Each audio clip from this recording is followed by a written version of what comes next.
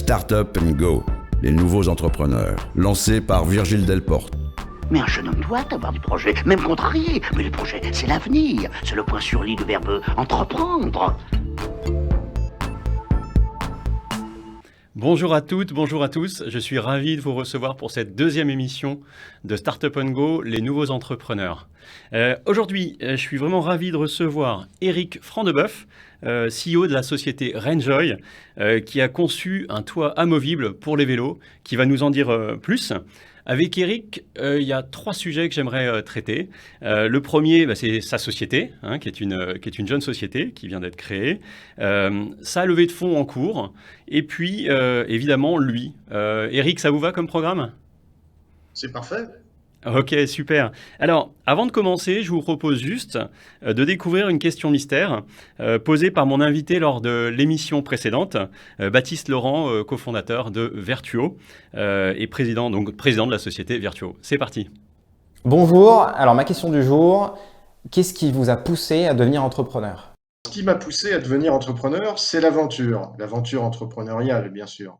Alors, pas l'aventure en territoire inconnu, mais l'aventure avec tout ce que ça peut comporter de nouveautés chaque jour à vivre ou affronter. Et c'est très motivant et c'est une motivation au quotidien. Donc l'aventure entrepreneuriale, on y reviendra je pense sur la 3e partie justement. Mais on va commencer par finalement le commencement. Est-ce que vous pouvez nous décrire Renjoy et son ou ses produits ? Alors Renjoy, c'est une jeune start-up qui conçoit et commercialise des équipements innovants pour le vélo, contre la pluie et pour la visibilité du cycliste. On a lancé un premier produit il y a maintenant 1 an, qui est, comme vous l'avez décrit succinctement au début, une bulle de protection contre la pluie qui se déploie instantanément et qui s'adapte sur tous les vélos. Et quand on n'en a plus besoin, elle se range, elle se transporte facilement. La particularité en fait de ce produit, c'est que cette bulle de protection se porte comme un sac à dos. Et après, on vient accrocher l'avant de la bulle sur le guidon, et donc sur n'importe quel guidon de vélo, y compris d'ailleurs les trottinettes. Ah super, je me posais la question, je suis un grand fan de trottinettes et je me demandais si ça serait compatible. Depuis combien de temps la société existe et puis comment vous êtes passé d'un concept à un produit ? Alors la société a été lancée commercialement il y a un petit peu plus d'1 an. Et donc on a démarré sur la commercialisation en France. Et au niveau du concept, en fait, comme toute start-up qui se respecte, ça démarre souvent dans un garage. Et en l'occurrence, j'ai fait pareil. J'ai commencé à bricoler des choses suite à une expérience, on va dire face à la pluie, qui était un petit peu compliquée quand on fait du vélo sous la pluie. Donc je me suis demandé si on pouvait pas trouver autre chose que les vêtements de pluie. Et j'ai commencé comme ça, avec une couturière industrielle. Alors d'abord tout seul, après une couturière industrielle, et puis après rapidement, je me suis fait accompagner pour passer du concept à un produit industrialisable. Donc oui, je crois que vous étiez passé par un incubateur, c'est ça ? Oui, alors pendant 2 ans, je suis rentré dans un incubateur qui est géré par l'OSV, Outdoor Sports Valley, qui est le cluster, rien à voir avec le Covid, le cluster des entreprises de l'outdoor. Ça me permettait justement de me familiariser à un marché que je ne connaissais pas forcément. Et donc, on a rencontré les utilisateurs, puis les professionnels, prototype après prototype. C'est comme ça qu'on a mis au point le produit. Bon, super, on reviendra un peu après sur pourquoi vous êtes légitime sur un produit innovant de ce type-là. Mais on va passer à la deuxième partie, qui est la partie levée de fonds. Donc en fait, ce que je comprends, c'est que vous êtes en cours de levée de fonds. Est-ce que vous pouvez nous en dire plus et peut-être pourquoi un entrepreneur a besoin de lever des fonds là au stade de développement dans lequel vous êtes ?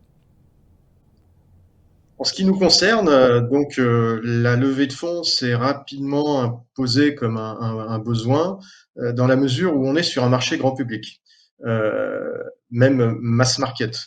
Et à partir du moment où on veut pouvoir émerger sur un marché grand public, même si le produit est innovant et répond à un vrai besoin, ce qui est le cas, eh bien, il faut pouvoir avoir une exposition suffisante en termes de marketing, communication. Ça, c'est la première raison. Et puis la deuxième, c'est que nous avons besoin aussi de massifier les achats pour écraser nos prix, pour pouvoir donc avoir un prix un peu plus accessible dans le futur. Vous produisez, vous faites produire, comment ça se passe sur la partie industrielle? Ok. Alors, déjà, pour vous expliquer, quand j'ai commencé dans mon garage, j'ai vite compris que c'était pas mon métier, parce que je viens pas du tout de cet univers-là. Et je me suis rapproché de Benjamin Métavant, qui est l'inventeur de la tente, fameuse tente qui a révolutionné le marché du camping. C'est la même, si vous voulez, technologie de base, cette ouverture instantanée de type pop-up. Et donc, on a mis au point ensemble ce produit. On a d'ailleurs co-signé ensemble ce brevet. Et j'ai rapidement posé la question à Benjamin, mais est-ce qu'on peut pas le produire en Europe? Et en fait, quand ce produit a été lancé sur le marché à l'époque, cette fameuse tente, le savoir-faire se trouvait en Asie. Il est toujours en Asie, malheureusement, y compris d'ailleurs les composants, hein, les matériaux. Donc aujourd'hui, on n'a pas en fait de filière ni de composants à même de pouvoir produire en Europe. Alors, si on a des téléspectateurs qui nous suivent, là, qui se disent, tiens, j'adore le concept et je veux rentrer au capital de cette société, est-ce que vous pouvez nous expliquer concrètement comment ça marche? Alors, nous avons en fait deux levées de fonds en parallèle, l'une sur Happy Capital, qui est une société de crowdfunding, donc de financement participatif en bon français, n'importe quelle donc personne peut souscrire à des actions de l'entreprise, sachant que les tickets d'entrée sont relativement assez bas, de l'ordre de 250 euros. Et Hein, c'est c'est ça? la masse en fait des actionnaires. Voilà, c'est accessible. C'est la masse des actionnaires qui permet d'atteindre une certaine somme que nous avons donc mise en somme plancher à 100 000 euros, mais on espère évidemment pouvoir lever plus de fonds. Euh, et ça permet d'une part de défiscaliser la somme que l'on met donc dans la société de en financement participatif, et De également nous 25%, hein, donnons à hauteur de voilà, 25%, pour voilà. information, ouais. Hmm. Et également nous donnons des produits pour chaque actionnaire. Donc ça déduit d'autant par rapport à la valeur faciale du produit que l'on donne, ça déduit d'autant l'investissement réel. D'accord, donc du crowdfunding pour entrer au capital et une compensation produit parce que enfin, il y a une rétribution en produit potentiellement ou des remises sur le produit, c'est ça? Oui, c'est un produit offert, c'est incitatif, voilà, il faut le voir comme ça. Et Super. parallèlement donc à cette levée de fonds, donc sur Happy Capital, c'est le nom de la plateforme, Happy Capital, plateforme de crowdfunding qui est basée à Bordeaux, mais qui est un opérateur national. Parallèlement à ça, donc nous sommes en contact avec des business angels qui, eux, peuvent intervenir directement parce que le ticket d'entrée est généralement plus élevé. Alors, une question qui n'est pas toujours simple à positionner pour les entrepreneurs, et je suis passé par du crowdfunding pour Testamento en 2015, donc je suis très fan moi de ce dispositif. Mais c'est comment on valorise l'entreprise, combien elle vaut en fait, et combien je vais avoir de droits sur l'entreprise si je mets 250 euros. C'est une bonne question parce que je me la suis posée dès le début et j'ai rencontré des experts. Et il faut s'appuyer sur des experts, d'abord parce qu'ils sont spécialisés, puis un regard plus objectif que le vôtre. Parce que si vous demandez au patron ou comment dire, au fondateur de l'entreprise, il va forcément avoir le réflexe de surévaluer. Donc il faut la faire évaluer. Et elle s'évalue comment? Bah, par rapport à des projections de chiffre d'affaires, par rapport à des premiers résultats. Donc en ce qui nous concerne, je disais qu'on avait été accompagné par un incubateur d'entreprise, donc il y avait eu une preuve de concept à ce moment-là, avec beaucoup de rencontres d'usagers, utilisateurs finaux. Et puis depuis un an, il y a une preuve de marché, puisqu'on en a vendu déjà plus de 2000 exemplaires de ce premier produit. Donc c'est sur tous ces aspects-là qu'il y a une valorisation. Et puis après, bah, c'est aussi à l'instinct personnel des personnes qui souhaitent investir. Est-ce que ça leur parle? Est-ce que ça leur parle pas? Donc là, c'est un travail de communication à faire. Ce sera les téléspectateurs, aller se renseigner et puis voir si le projet peut. Enfin, il y a différents niveaux d'accès aux informations. Il faut être évidemment authentifié, identifié pour pouvoir accéder à l'ensemble des éléments. Donc, pas de souci. Je propose qu'on passe à la dernière partie de cette session qui va parler de la personne. Donc Eric, est-ce que vous pouvez nous dire comment vous êtes devenu entrepreneur? Vous avez dit quelques mots tout à l'heure, mais est-ce que vous allez créer la société seul? Est-ce que vous êtes accompagné? On a un petit peu évoqué. Mais voilà, qu'est-ce qui fait que vous êtes passé à l'acte et je crois que vous n'étiez pas entrepreneur avant de lancer ce projet, hein.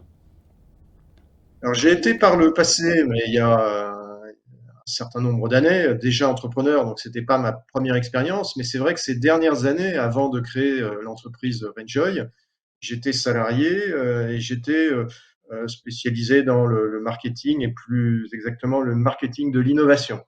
Et je travaillais en fait dans l'industrie agroalimentaire. Donc je conseillais en innovation des entreprises agroalimentaires, des PME, parfois des startups, et j'étais complètement étranger au vélo. Donc effectivement, après, il y a eu ce besoin de me rapprocher du monde de l'outdoor et plus particulièrement du vélo. Donc je suis rentré dans cet incubateur spécialisé. Après, j'ai continué l'accompagnement à travers le réseau Entreprendre Haute-Savoie, parce que nous sommes implantés en Haute-Savoie et le réseau Entreprendre est implanté partout en France. Voilà, donc ça, cette nécessité d'être accompagné, c'est important. Pour ce qui est du cheminement de parcours entrepreneurial, je me suis souvent posé la question pourquoi est-ce que je ne vais pas plus souvent au travail en vélo? Et la réponse est venue de la météo, à savoir que c'est un véritable frein. Vous savez qu'il y a 70% des gens qui font du vélo régulièrement et qui renoncent à prendre leur vélo face à la pluie. Ça veut dire que les vêtements de pluie, qui est évidemment la première solution à laquelle on pense, n'est pas forcément une solution absolue pour tout le monde. Et donc, je me suis demandé, mais qu'est-ce qu'on peut faire par ailleurs? Alors, j'ai regardé ce qui pouvait se faire en termes de toit pour vélo ou de capote pour vélo. Et j'ai vu des produits complexes à installer, souvent, vous savez, qui nécessitent une notice de type Ikea pour installer ça, et puis qui sont pas très nomades. Et c'est comme ça que petit à petit, ce projet a germé dans mon garage au début, comme je vous le disais. Donc passer du garage à l'usine avec des fournisseurs extérieurs à l'autre bout du monde en l'occurrence. Est-ce que vous avez un petit conseil pour ceux qui hésitent à entreprendre, des lectures, des choses à regarder absolument avant de se lancer?